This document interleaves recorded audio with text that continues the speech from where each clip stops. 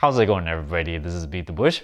Have you ever stopped to think about how much before tax income you actually have to make to afford the place that you're living in right now? When I say I'm earning $60,000 by default, what does this mean? It means I do not have to earn this money in order to afford the place I'm living in right now. Now, I was just sitting around the other day thinking about how much it would cost to rent this place out, or maybe if I were to rent it out, how much someone need to pay me.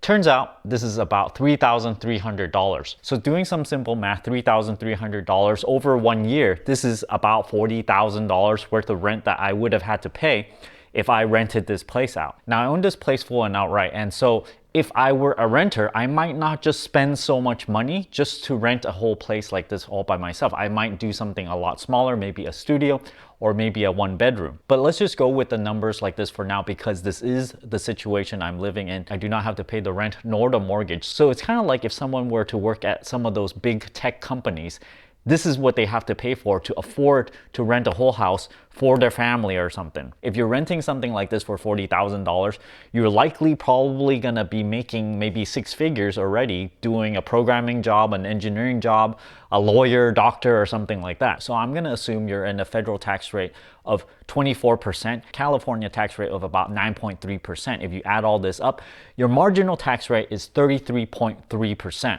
Now this means you have to earn $60,000 of before tax income before you can afford to shell out $40,000 in rent. Now if I were to move out, which is something I do contemplate about, then I might be able to rent this out for $3,300 and then I would receive for not doing anything. I don't have to pay mortgage payments or anything. I'll still get $40,000. However, this $40,000 I have to pay taxes on. After taxes of about 33.3%, just kind of hand waving here because this is going to be additional income that I'm making aside from my side income. So I'm gonna do marginal tax rate. I'm gonna pocket about $26,000. And let's say, okay, maybe I don't wanna live here. I want to rent someplace that's just in the same area. It makes no sense, okay? But just bear with me here. For $26,000 a year, this rounds out to be roughly $2,200 every single month.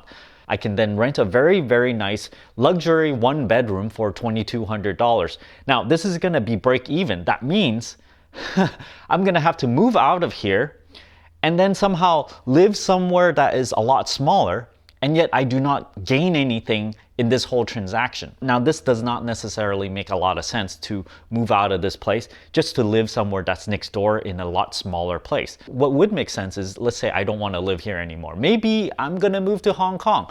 Maybe I want to move somewhere else. Then I can take this $2,200 of after-tax money and rent someplace out. That would make a little bit more sense. Now also, maybe I do not want to be so extravagant and rent out someplace for $2,200. If it's just a regular 1-bedroom, it might cost only $1,700 depending on location. So you can see the different amounts I have to roughly pay to get a certain living arrangement. If I go out and rent someplace like this, it's gonna cost me about $60,000 of before tax income.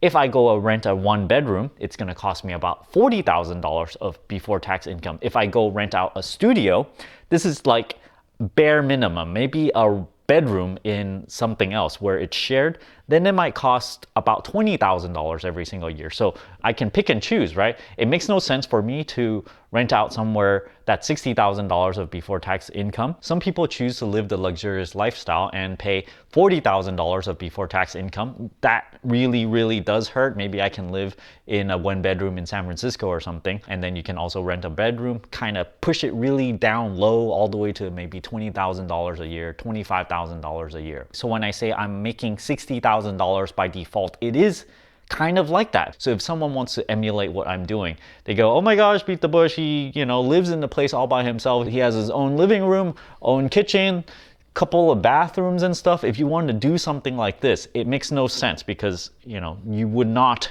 do this unless you're in the exact same situation as I am, where I essentially bought a lot more home than I actually need, sort of leveraged my money by 5-fold, and in turn kind of doubled my money because whatever I bought it for, it definitely doubled by now. I say it's about leverage by 5-fold because the down payment I paid for was 20%. So, that's 1 to 5, and that just had a 5-fold leverage increase, although I did have to pay an interest rate on that. This is the full advantage, of course, of owning your own place. You do not need to make these payments. I can relax a little bit and quit my job like I did and go, hey, forget this. I'm not making this money just to keep on churning and, making the payments, making the mortgage payments. I'm just gonna pay it down, get rid of it. And now my burn rate is extremely low, $13,000, $14,000 a year. So let's say I make just enough to meet my living requirements of $13,000. You can tack on another $60,000. So I'm living as if I earn $73,000, which is pretty darn neat. Thanks for watching this video. I'm sure a lot of people already know that paying down your mortgage is really good for your finances. This way of looking at things, I'm hoping to give you new perspective and give you more enthusiasm in paying it down. Don't forget to give me a like on this video, push that subscribe button, and ring that bell icon. Thanks for watching.